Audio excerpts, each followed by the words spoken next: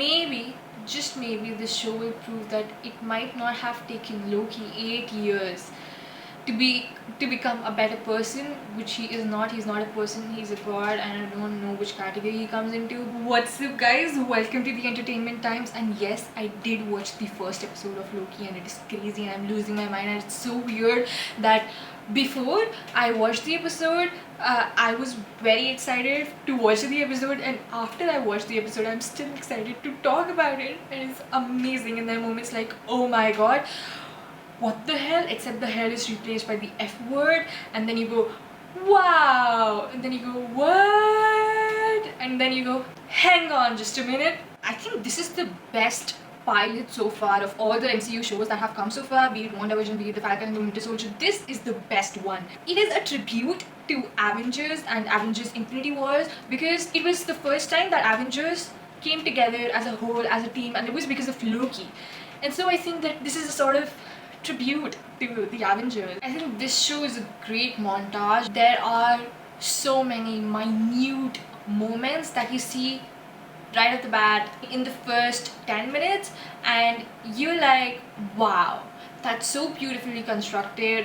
The twists and turns, I mean, when you see last 6-7 minutes, you go, what is happening? Tom Hiddleston, the one and only, and his expressions as Loki are just so evil. I mean, Tom Hiddleston as Loki and Tom Hiddleston as Tom Hiddleston are just two completely different persons. It is amazing to see his journey as Loki, who redeemed himself, who had evolved to a Loki who is back, who is the 2012 Loki, who is evil and who was literally the god of mischief. So he has not experienced the Dark World or Ragnarok or Infinity War or anything, and it would be quite a journey, I believe. You know, of all the bad things, of all the evil things that Loki has done, he still had some good in him, and that's what Thor saw, and that's what makes this show amazing. This is a buddy show, this is a buddy show, this is a buddy show, this is a buddy show. Camaraderie that these people share, it's just fine piece of work which doesn't take any efforts because they're amazing. I think there are not enough words to appreciate that guy. Where there is Owen Wilson, there is comedy.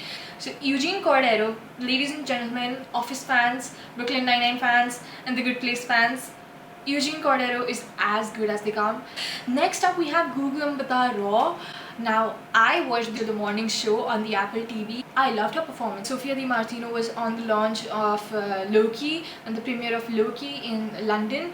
And you know, it makes me wonder, the red-haired girl we all thought as Black Widow, I think that she is playing that red-haired girl, Sofia Di Martino. I think Natalie Holt has done an amazing, incredible and impeccable job with the background score. It's just so friggin' awesome. So friggin' awesome.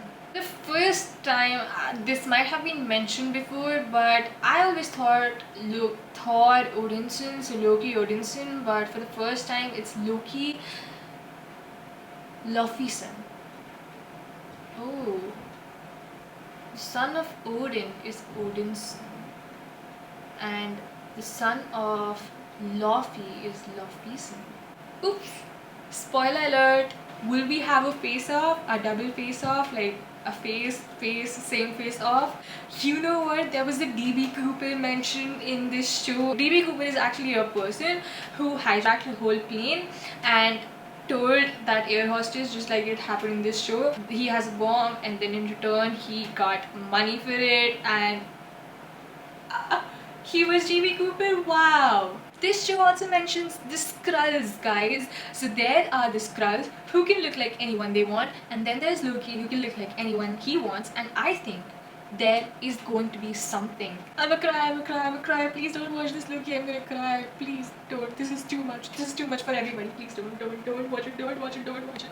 To know that he was ready to sacrifice himself for Thor and to watch his own death are the two WTF moments. This is gonna sound very weird, but I know that Loki is the son of Odin from Asgard, Loki of Asgard, but I can't seem to figure out if Loki is American or British. I know Tom Hiddleston is British, but what is that accent? I mean, is it a mix of British and American? Is it purely American, or is it true to Tom Hiddleston? I understand why a lot of Marvel movies mention Phil Coulson and his death and him being killed and him being stabbed, but no one ever talks about how he's still alive. There is a whole show that was there based on him, and a lot of other people, but yeah, mainly him. So does this mean that Loki has actually broken the timeline a lot of times? I want to know, are TVA members humans? That's my question for this episode, for this show as a whole. Another thing I did not understand is, how do they have so many Infinity Stones? You guys, if anyone gets the Paul Jennings reference, please tell me. I want to know. I don't know, and I do want to know. I'm sure a lot of people would pay attention to Marvel's attention to detail and would figure something else out because they are into comics and I'm not, and I can't wait for people to do that, to watch that and be amazed with that. It's gonna be awesome. I cannot wait for the next Wednesday to come so that next episode drops and I get excited again, and then I watch the episode and then I get excited again to talk about it. So I think it's a great first episode, it's a great pilot episode, and I just love it.